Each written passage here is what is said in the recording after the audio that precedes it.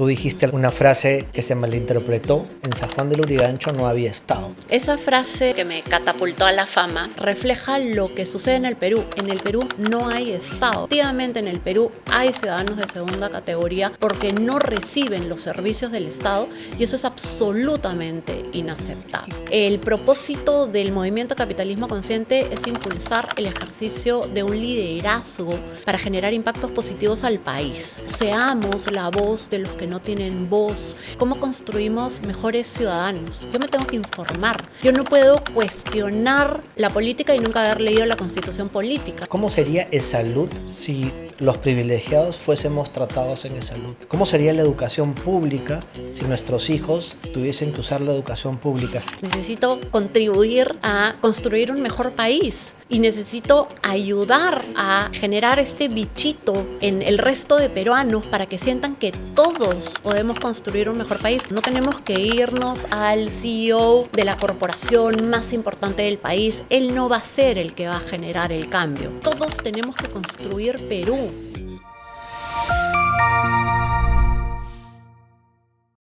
Antes de arrancar, te pedimos que te suscribas. Suscríbete a Cubo, dale like, habla con tus amigos, a quienes les gustan las conversaciones con profundidad, con buena onda, las conversaciones divertidas, y diles que aquí en Cubo las encontrarán. Que se suscriban, que le den like para que el video aparezca y lo pueda ver más gente. Y por último, coméntanos, dinos qué te pareció este episodio o sugiérenos otros temas. Gracias.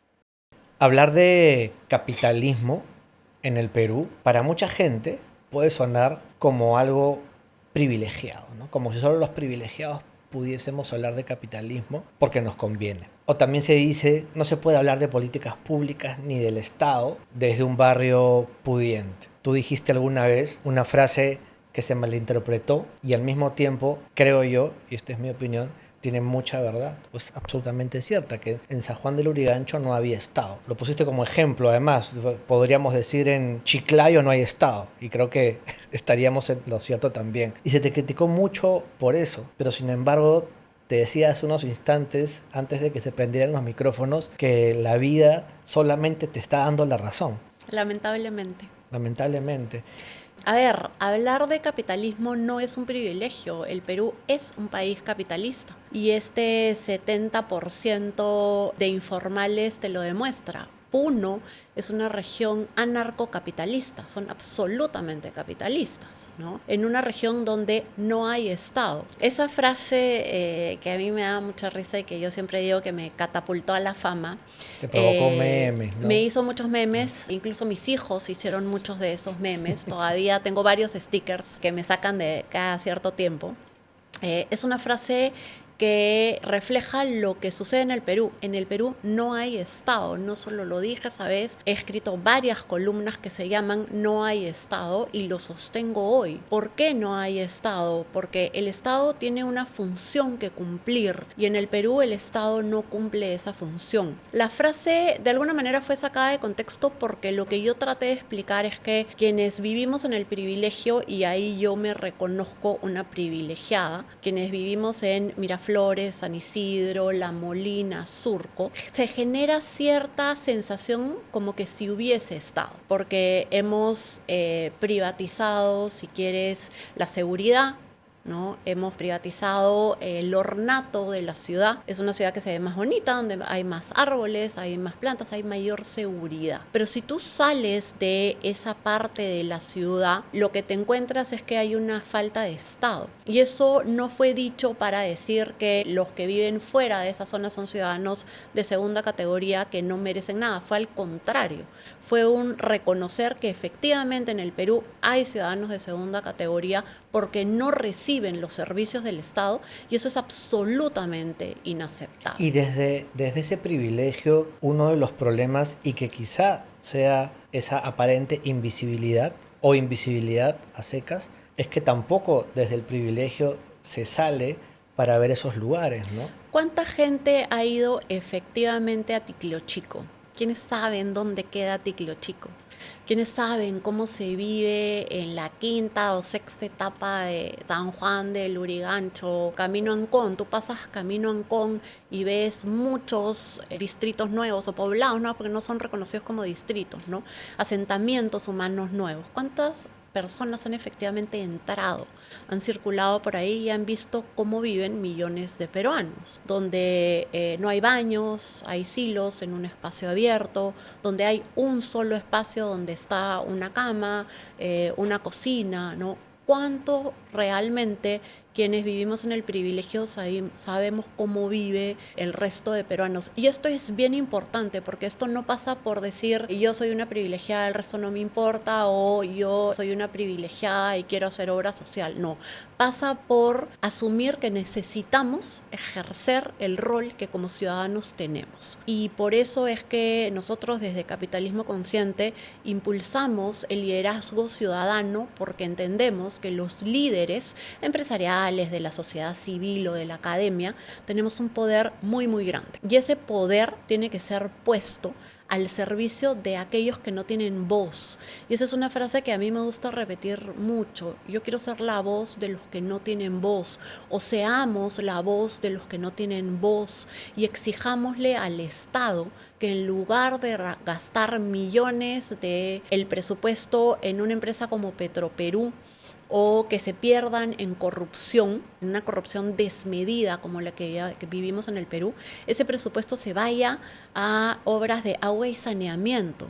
¿Cuántos peruanos no tienen agua y saneamiento las 24 horas del día? Pero para ejercer esa vocería, María Cecilia, y que sea real, y que sé que en Capitalismo Consciente lo hacen, imaginemos toda la gente que se puede sumar, tenemos que conocer no solamente realidades distintas, sino también el funcionamiento de ciertas instituciones, ¿no? ¿Cómo sería ESALUD si los privilegiados fuésemos tratados en ESALUD? ¿Cómo sería la educación pública si nuestros hijos tuviesen que usar la educación pública? ¿Qué tipo de vocería ejerceríamos para que eso mejore? ¿Por qué no pasa eso con las autoridades? ¿No son también privilegiados desde su posición de poder? Creo que has dicho algo que es bien importante. Lamentablemente el Perú es un país muy desigual y no me refiero solo al ingreso económico. Sabemos que quienes operan en la informalidad ganan muchísimo menos que aquellos que están en la formalidad. No me refiero a quienes están en el quintil superior versus al quintil inferior, sino en el acceso a servicios. Las élites en este país históricamente han mandado a sus hijos a colegios privados y se han atendido en hospitales privados. Y eso es una gran diferencia de lo que sucede, por ejemplo, en países desarrollados, donde la educación y la salud pública son de muy buena calidad. Y ahí incluso las poblaciones con mayores recursos mandan a sus hijos a los colegios públicos. Yo tuve la suerte de estudiar en Estados Unidos y de que algunos de mis hijos nacieran en Estados Unidos, pero todos fueron al colegio allá. Y entonces fueron al colegio público. Pese a que su papá y yo teníamos muy buenos trabajos, no era necesario pagar un colegio privado porque el colegio público era muy bueno. Y ese tipo de oferta de educación pública no existe en el Perú. Y la educación pública, salvo los COARs, donde se está haciendo un esfuerzo muy, muy grande, el resto de educación pública es muy mala. Pero no solo es porque no tenemos profesores preparados, sino porque además la infraestructura no es buena. Y en países tan desiguales como el Perú, la evidencia muestra que la falta de infraestructura tiene un impacto directo en las posibilidades de mejora de esos chicos, ¿no? Entonces, quienes van a un colegio privado en el Perú, y a mí me gusta, y muchas veces soy muy criticada por esto, pero a mí me gusta hablar con nombre y apellido. Quienes van al Roosevelt, quienes van al Markham, quienes van al Cambridge, van a tener... Claro, hablamos de ese privado, ¿no? Porque hay un privado de élite. Claro. Entonces, quienes van a esos colegios van a tener una mejor educación, mucho mejor educación, no solo por los profesores que tienen, sino porque la infraestructura tiene un impacto en estos chicos que nacen con tecnología en la mano, versus un niño que nace en Juli, en Puno, y que va a tener que caminar pues 2 horas para llegar, o 3 para llegar a un colegio donde no hay ventanas. Hace año y medio estuve en Uchurajay y en un frío terrible, todos los niñitos en hojotas. Creo que ha sido el sitio donde me ha golpeado más la pobreza en el Perú. Y además también porque tiene una connotación Claro, Uchurajay, muy, nada muy menos. importante para los peruanos, ¿no? Las ventanas de los colegios, los vidrios estaban rotos, ¿no? Y los niñitos tenían que entrar y sentarse y aprender en un lugar donde estaban congelados, sus caritas todas cuarteaditas, sus piecitos cuarteaditos, por el frío que hacía, sin medias, en hojotas. Por eso te decía que entendiendo que también ser autoridad es un privilegio, pero no sirve para nada. Estamos haciendo que no sirva para nada. Cada uno de los peruanos, desde nuestro rol, tiene que comprometerse a dejar un Perú mejor, construir un mejor país. Y sin importar cuál sea el rol, porque claro, hay los que son expertos en políticas públicas y te pueden hablar de cómo mejorar la educación, cómo mejorar la salud. Hay economistas que saben cómo tenemos que impulsar el crecimiento económico. Los empresarios tienen un rol en hacer empresa, en generar puestos de trabajo y en impulsar el desarrollo del país. Y hay el ciudadano de a pie, que su rol es construir un mejor espacio para él. Y entonces ahí, ¿cómo construimos mejores ciudadanos? ¿Cuál es nuestro rol? Yo me tengo que informar. Yo no puedo cuestionar la política y nunca haber leído la Constitución política. No puedo querer demandar un cambio de Constitución y no saber qué es lo que dice la Constitución. Entonces, es una responsabilidad. Yo no puedo cuestionar la corrupción y luego coimear al policía que me paró porque me tomé 2 copas de vino y estoy manejando. Me tomé 2 chelas y estoy manejando. O me pasé la luz roja porque venía apurada. Entonces, hay una responsabilidad que los peruanos no asumimos. Somos irresponsables. Y creo que eso es bien importante. ¿Cuál es la familia que estamos construyendo? ¿Qué valores, qué principios queremos enseñarles a nuestros hijos? Porque el Perú es el país de Pepe el Vivo. Y entonces tenemos que reconocer cuáles son nuestras falencias para luego decir qué es lo que tenemos que cambiar. ¿Cuánto estoy dispuesto a justificar? Y me pasa a mí todo el tiempo, porque tratar de ser un buen ciudadano es un reto constante. Las cebras donde pasan los peatones. Los pasos ¿no? cebra. Ajá. Los pasos cebra. Tú estás manejando y entonces paras o no paras. No hay un pare, no hay un rompemuelle y de pronto tienes que estar muy concentrado viendo si viene alguien y yo intento parar. Pero a veces no paro porque estoy pensando en algo más. O incluso, mira lo que me pasa a mí, yo paro y me siento tan bien como si eso fuese una rareza, Claro. ¿no? Yo paro y me da ganas que el peatón me aplauda. Claro, Claro. claro, ¿no? O por ejemplo, cuando te para la policía. ¿Qué sientes cuando te para un policía? Que ya me va a pedir coima de frente, pues, ¿no? Creo que todos los peruanos sentimos eso. Si vienes manejando de noche, me acuerdo yo hace varios años haber estado manejando de noche y que un policía me seguía y yo haber dicho, ¿por qué me está haciendo el policía? Yo no he hecho nada. Y Qué volteé. miedo, además uno piensa, ¿no? Y además era Mejor de es que noche. te siga un marca, Claro, claro. claro.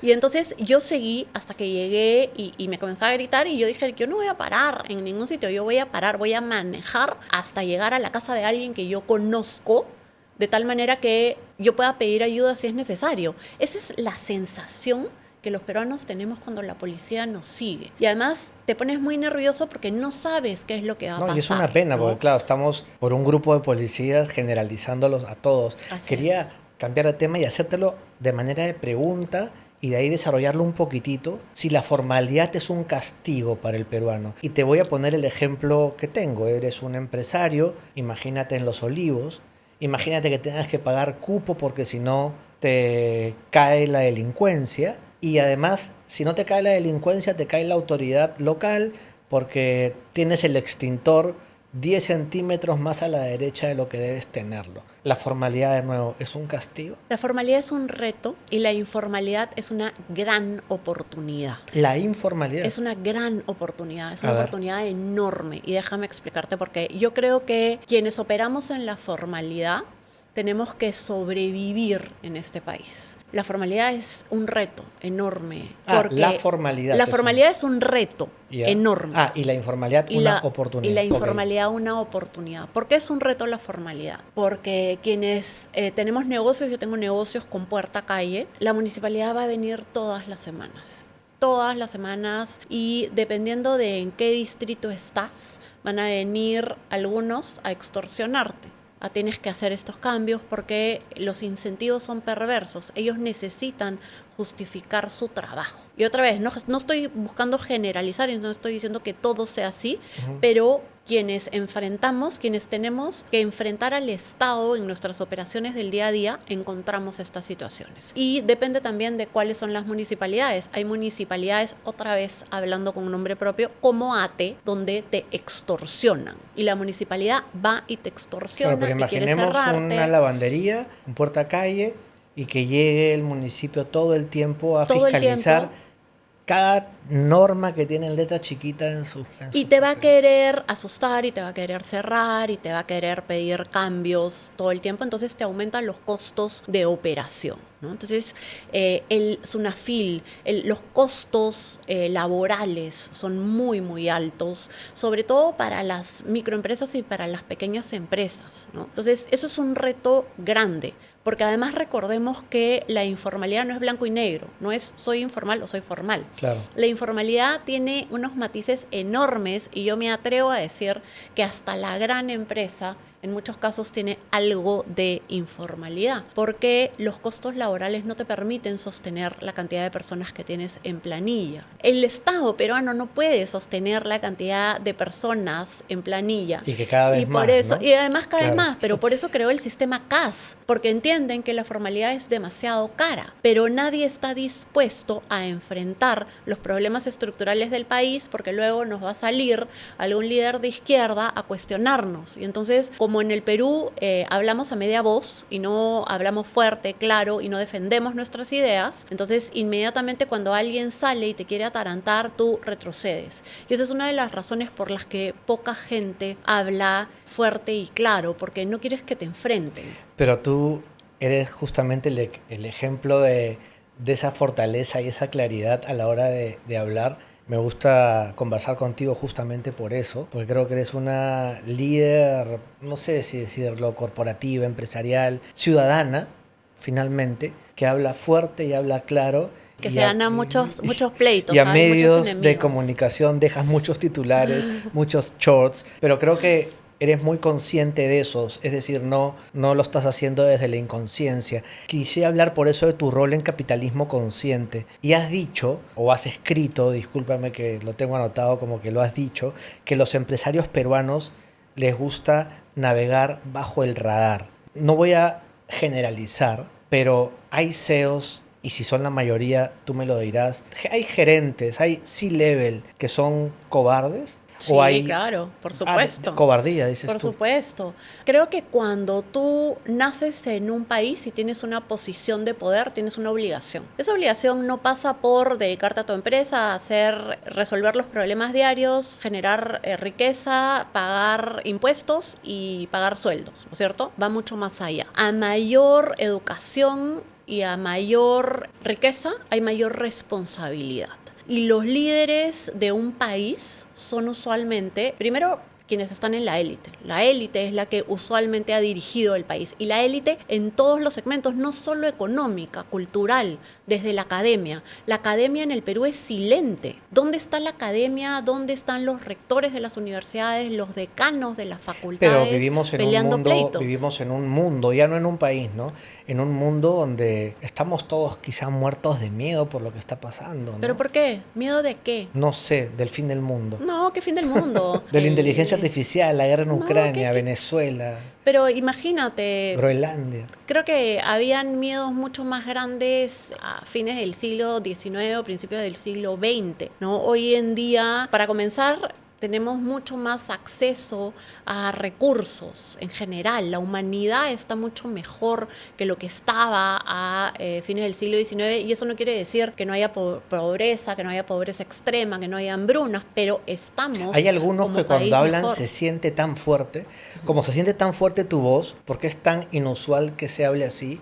Y escuché el otro día una entrevista a Carmen McEvoy y fue tan fuerte también, y fue tan ruidosa, para bien, un ruido bueno, porque no es lo común, pues, ¿no? Y es importante porque si tú te das cuenta, yo cuando quiero un libro, cuando veo un podcast, cuando veo entrevistas, estoy buscando ideas nuevas, estoy buscando voces firmes. ¿Qué ha pasado con el primer ministro de Canadá que se ha enfrentado a Trump? Increíble, generó ese ruido Ha generado, positivo. y además esa admiración, porque uno estaba pensando, ¿quién le va a parar el macho a Trump? Bueno, además tienes razón porque él dice, ok, asumamos el miedo y salgamos adelante. Hay que perderle el Claro. miedo al miedo. ¿Qué es lo que va a pasar? Cada vez que nosotros en Capitalismo Consciente salimos con un comunicado, queremos generar ruido, queremos incomodar, queremos despertar en las personas la idea de que todos tenemos que construir Perú, de Los que no va a venir. comunicados de capitalismo consciente son inusuales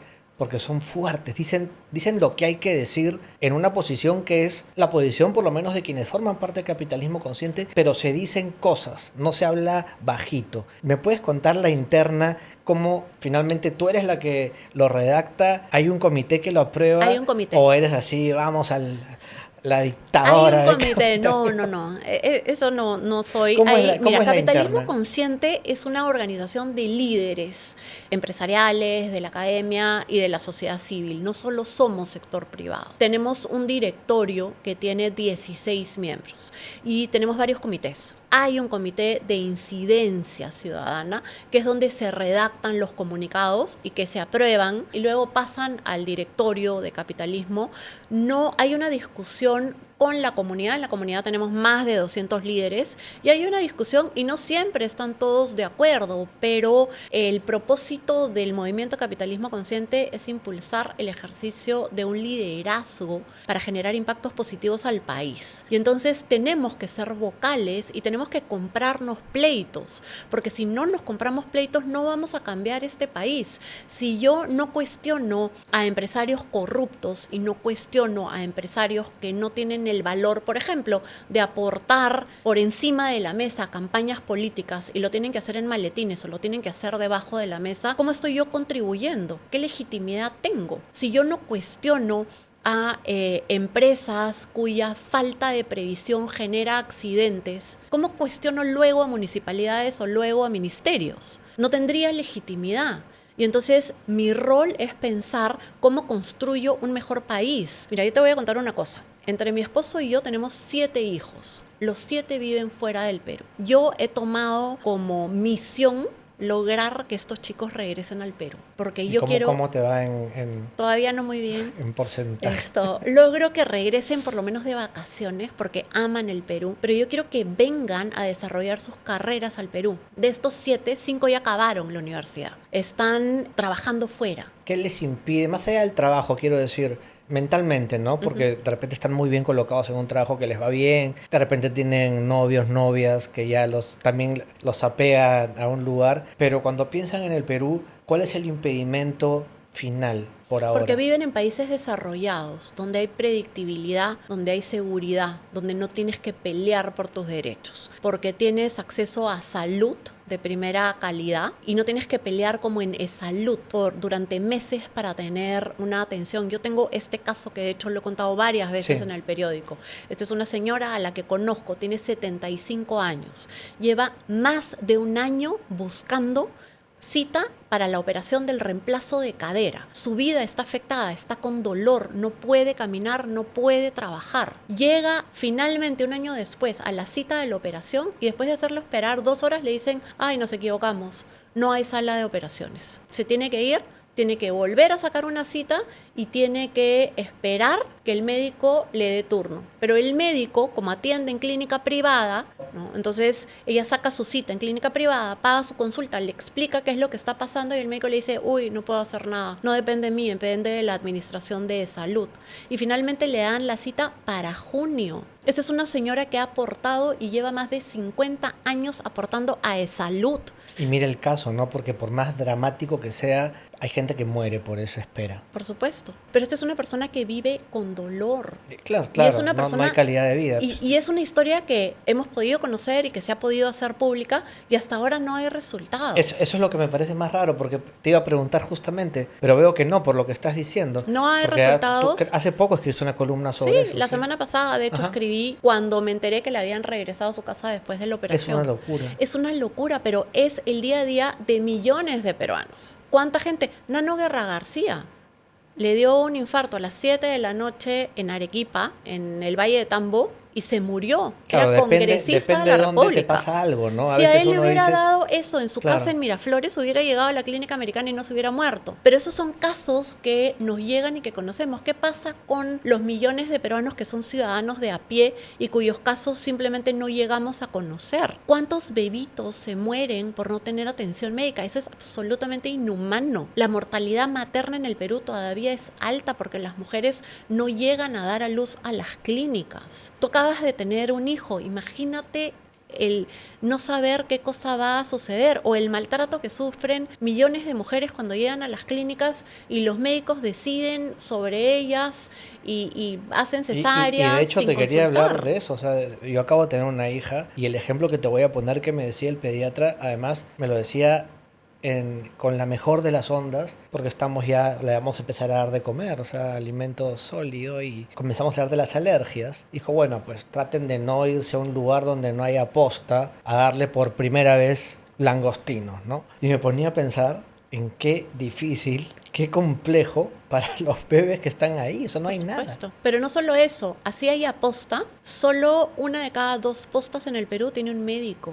En el resto te O atiende la una medicina que enfermera. te salva, ¿no? Claro. O María Cecilia. insumos, ¿no? 98% de los hospitales de primer nivel en el Perú tienen una capacidad instalada inadecuada. No te pueden atender. No tienen equipamiento médico, no tienen medicinas. Entonces, ¿de qué cosa estamos hablando? Y otra vez regresamos. ¿Cuál es nuestro rol como líderes, tú y yo, que tenemos una voz? ¿Qué cosa estamos haciendo por cambiar este país? Y entonces cuando sale elegido Pedro Castillo, tú dices, ¿cómo no? Si la política no está siendo puesta al servicio del ciudadano. Y entonces quienes votaron por Pedro Castillo lo hicieron porque querían votar por alguien como ellos, que entendía sus problemas, que había vivido en pobreza o que vivía en pobreza y que por lo menos era la esperanza de que podía generar un cambio. Si eso no entendemos, no estamos entendiendo el Perú. Y entonces quienes tenemos Y no lo entendimos, mira, años después. Seguimos sin entenderlo, ¿no? Seguimos sin entenderlo y seguimos creyendo que Puno es una región radical. Puno no es una región radical. Puno es una región muy rica donde hay anarcocapitalistas que están tratando de sobrevivir, donde no hay Estado y que están demandando al Estado presencia. En Puno, cuando tú no tienes agua y saneamiento, ¿qué haces? Cavas un pozo hacia abajo para resolver tus problemas, porque los peruanos nos hemos acostumbrado a hacer eso, a resolver nuestros problemas frente a un Estado inoperante. Y mira tú que donde hay Estado, el Estado nos extorsiona, porque te extorsiona SUNAT, te extorsiona SUNAFIL, te extorsiona OEFA. ¿Y por qué, por ejemplo, los mineros informales no se quieren formalizar? 1, porque no hay incentivos. Bueno, porque 2, ya están en el Congreso, ¿no? no, y además porque, pero esos son, si quieres, más los ilegales, pero el informal, ¿por qué se va a formalizar? ¿Qué beneficios le da la formalidad? Si trabajan en la punta del cerro y no llega nadie y creemos que cancelamos el reinfo y resolvemos el problema. Creamos un problemón. Vamos a crear un problema social muchísimo más grande, porque nosotros maquillamos las cosas y no entramos al fondo del asunto. El reinfo per se no es malo. Malo es que no exista Estado, que no haya Estado donde los mineros artesanales y los mineros informales operan y por lo tanto no hay o que los llevemos realmente a esa a la ilegalidad. A la ilegalidad, tú dices. Que los empujamos a la ilegalidad. No digo que los llevemos realmente a esa formalización, pero realmente, ¿no? Que se les lleve hacia allá, que ese sea nuestro norte. Es que ¿O eso crees que debería no? ser. ya. Nosotros, mira, Hernando de Soto lo dijo hace muchísimos años. En el Perú, el capitalismo o la formalidad es un club privado donde solo operan unos cuantos. ¿Por qué? Porque los costos de operar en la formalidad son altísimos y los incentivos son muy bajos. Ya opero en la formalidad. Voy a tener acceso a salud, ¿para qué? Para que te pase 1 año y medio esperando que te den una operación para reemplazo de cadera. Hay una frase que se volvió muy famosa en los 90, ¿no? Y al principio de los 2000, roba pero hace obra, ¿no? Ahora roba nomás.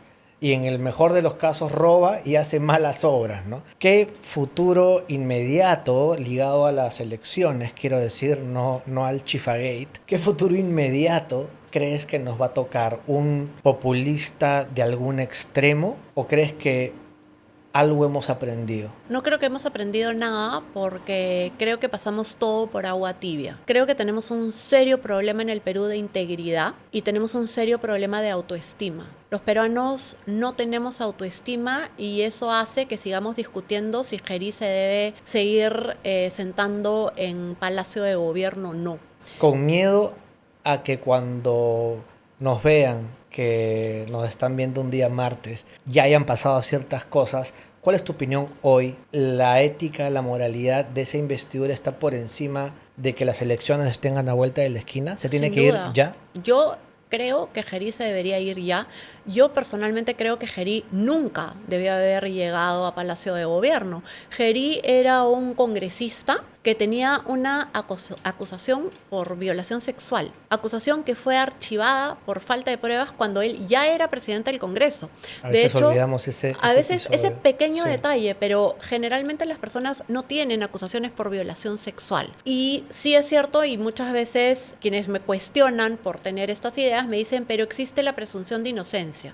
Sí, pero yo no tengo que aplicar la presunción de inocencia para llevar a alguien a la presidencia del Congreso.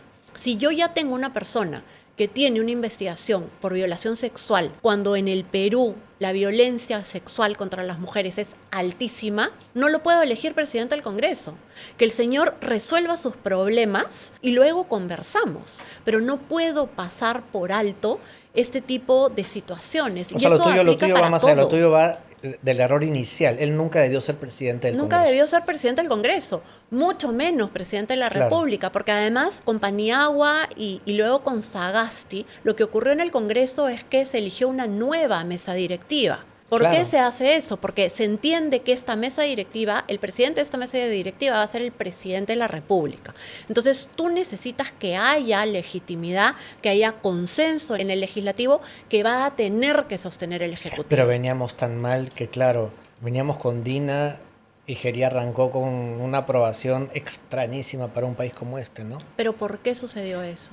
Creo que por benchmark, ¿no? Por benchmark de Dina, pero también si retrocedemos cuando se va Castillo y queda Dina, la aprobación de Dina también era mayor que la de Castillo y nos quedamos todos muy cómodos con la señora, con los Rolex, con su Waiki Creo que hubo Oscorima, una élite en el poder que se quedó muy cómoda. y una élite empresarial que se quedó muy cómoda porque la señora iba a sostener el modelo económico y eso es otra cosa que tenemos que decir también públicamente. Sin duda, el modelo del libre mercado y el capitalismo, y yo soy una de las defensoras del capitalismo y del libre mercado, es el único modelo económico que ha demostrado funcionar en la historia del mundo. El crecimiento económico era una línea plana, 1%, hasta que llegamos al 1820, Revolución Industrial. Y luego es una línea prácticamente vertical, lo que te muestra que la empresa tiene un rol importantísimo y la libertad económica es lo que impulsa el desarrollo del mundo. Y lo mismo ocurre con la pobreza. Hasta 1820 el 95% de la población en el mundo era pobre, 95%. ¿Y qué le dices al empresario que hoy, muchísimos años después de esa revolución, dice, ¿por qué me voy a meter en política si pago mis impuestos?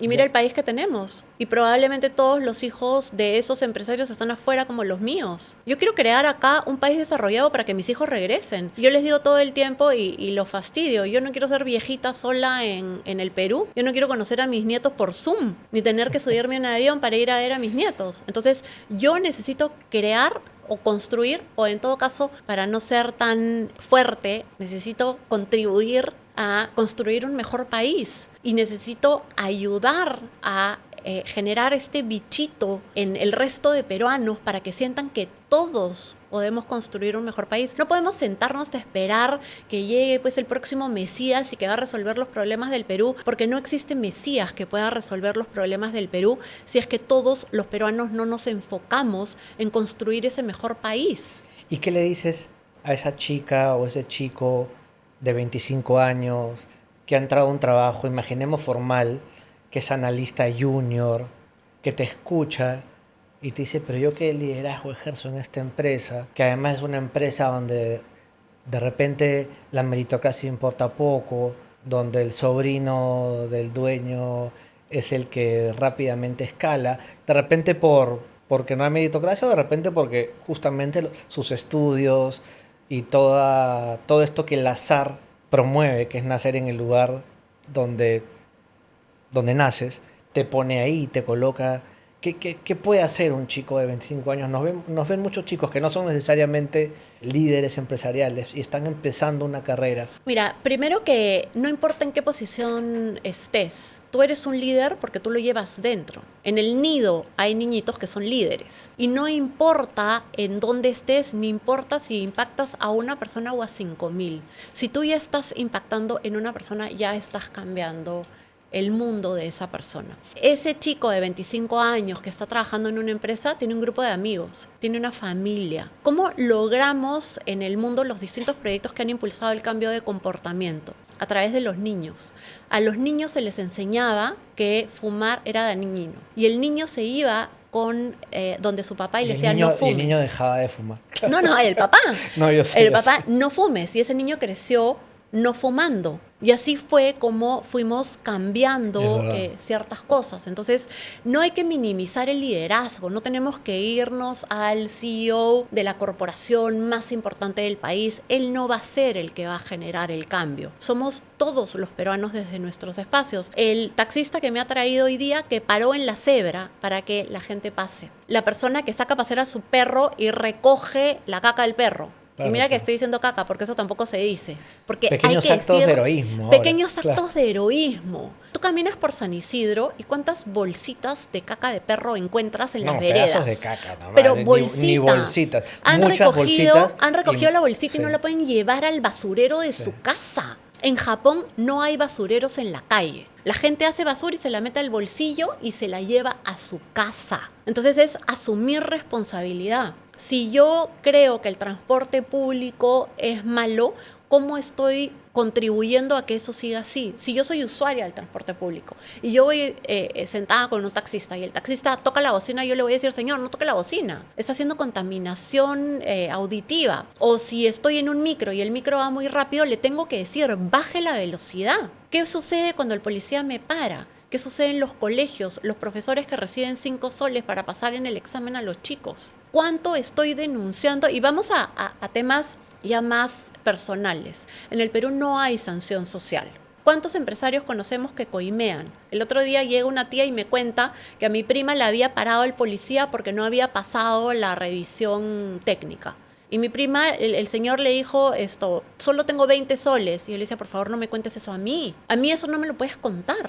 No, pero el policía le sacó el yape. Voy a denunciar a mis primas. O sea, voy a denunciarla. Y el policía le sacó el yape. ¿No? Entonces, porque los policías tienen colgado el yape. Y entonces, y me dice, pero ¿y tú qué cosa querías que hiciera? Lo que hice yo cuando me pasó exactamente lo mismo. Señor policía, tiene toda la razón. Yo estoy en falta.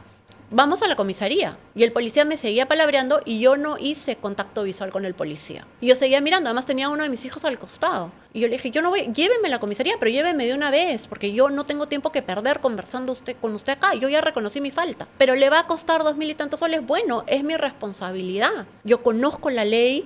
Se me ha pasado, obviamente no lo he hecho a propósito, se ha vencido ayer. Bueno, lléveme a la comisaría, pues hay que hacer lo que hay que hacer. Hay que asumir responsabilidad. Si nosotros no asumimos nuestra responsabilidad, ¿por qué le vamos a pedir a Jeri que asuma la suya? ¿Con qué autoridad moral le pedimos al resto que asuma responsabilidad cuando nosotros no lo hacemos? ¿Y te ha pasado tener que enfrentar mira, no, O sea, alguien que te ha discutido esto, a un empresario para que despierte en ese sentido. Muchísimas veces. Sí, Te voy debe a ser contar bravo. algo más. Me ha pasado de ejecutivos y líderes empresariales que han llamado a mi jefe para que me despidan. Me pasa todo el tiempo, hace muchos años. Yo me he comprado este rol, creo que es mi propósito personal. Yo quiero construir un ¿En qué mejor momento te Perú. pasó eso? En qué momento dijiste, voy a hacerlo? Desde muy chica esta desigualdad me dolía. No la podía entender. No podía entender cómo tenemos en la playa estos señores que venden helados y caminan durante horas por la arena muertos de calor y le regateas el helado. O le dices, ya apúrate, oye, ven rápido, y se está quemando, ¿no? Esta falta de humanidad con el otro. No lo entiendo y me ha pasado, bueno, yo he desarrollado mi carrera trabajando en temas de desarrollo, Ujú. de políticas públicas, ¿no? Entonces estoy muy familiarizada con lo que ocurre en el Perú y me duele porque ¿qué es lo que hizo que tú nacieras en tu casa y que yo naciera en la mía? No, el azar, como te El decía. azar. Y somos privilegiados porque accedimos a buena educación, fuimos a la universidad. Yo nunca he pasado hambre. No sé lo que es levantarte un día y no tener que comer o no tener agua o no tener un baño. No sé lo que es eso.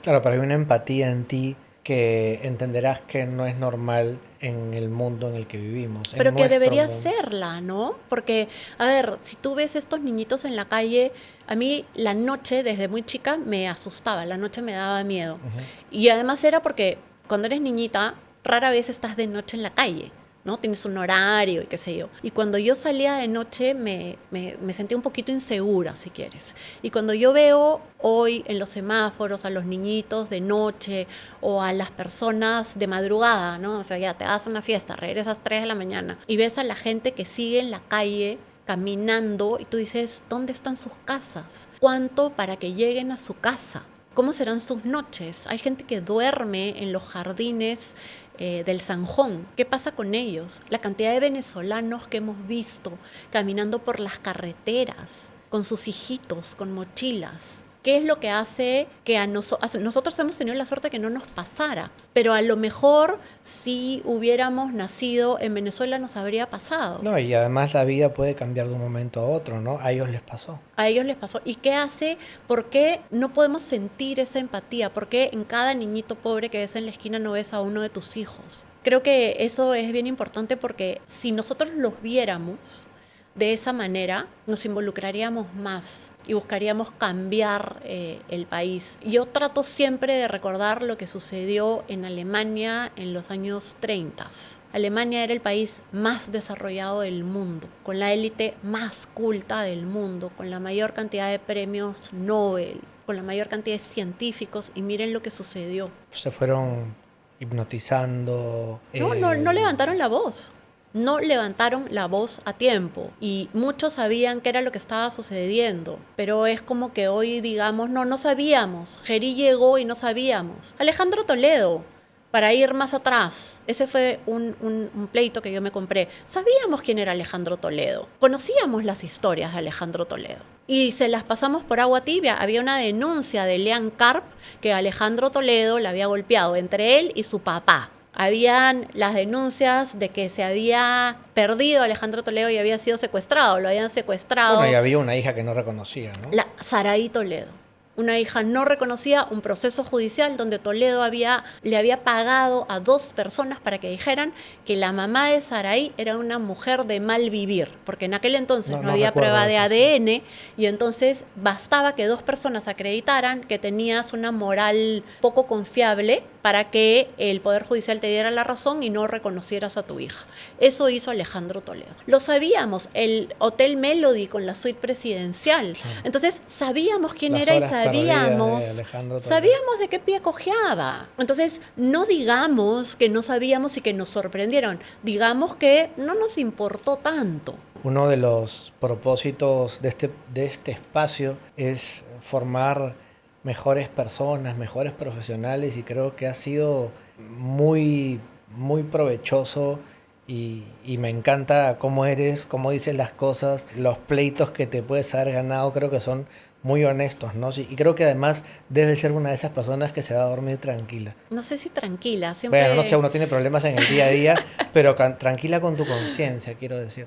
Mira, el día que logremos cambiar el país y logremos que sea un país más justo, creo que voy a estar más contenta y voy a dormir mejor porque siento que no hacemos suficiente. Porque no importa todo lo que yo te diga, yo creo que podría ser muchísimo más. Bueno, pero que tu discurso se viralice y llegue a todos, ojalá, ¿no? Ojalá estés en más de estos espacios, sigas con tus columnas y sigas siendo esa persona que de verdad es admirable lo que haces. Yo para cerrar tenía esta sección que digo que nunca nadie la ha hecho, que es el ping pong, pero en este caso elegí más que ponerte palabras para que sean respuestas rápidas, es un ping-pong más filosófico, ¿ya? Pero sí quisiera que tus respuestas sean cortas. El Estado peruano en una sola palabra. No hay Estado. ¿Qué es realmente un privilegiado en el Perú? Aquel que no sabe lo que es no tener agua, no tener saneamiento, que no sabe lo que es tener hambre, aquel que tiene una casa, un trabajo. ¿Nayib Bukele es un salvador o es un dictador o es ambas cosas? Es un autócrata muy peligroso. ¿Pagar impuestos en el Perú es un deber cívico o un robo a mano armada? Las dos cosas. Es un deber, pero como todo deber necesita ser supervisado y es un robo a mano armada porque sabes que cada vez que pagas impuestos una buena parte se va a ir en corrupción. Para que completes la frase, el mayor defecto del empresario peruano es, Navegar por debajo del radar. si pudieras eliminar, y si quisieras, una sola institución del Estado, mañana mismo, ¿cuál sería? Petroperú. Completa la frase. La pobreza se combate con... Empatía. ¿Qué le dices al joven profesional que tiene su maleta lista para irse del país? Ándate, prepárate, pero regresa a cumplir con tu país. Un dictador extremista y populista en el 2026, ¿posibilidad real o un miedo exagerado? Creo que es las dos cosas, porque en el Perú nunca sabemos qué es lo que va a suceder. Y por eso la defensa de la libertad y la democracia exige ciudadanos informados, vigilantes y vocales, para que ese posible dictador sepa que no lo vamos a permitir. ¿Cuál es tu definición personal del éxito? Ser feliz. Está muy bueno eso. Gracias, María Cecilia. Gracias a ti.